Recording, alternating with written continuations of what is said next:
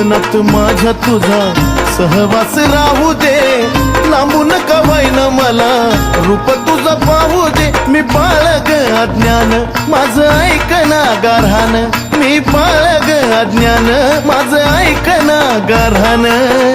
इतका कांत माझा पाती माये पाती,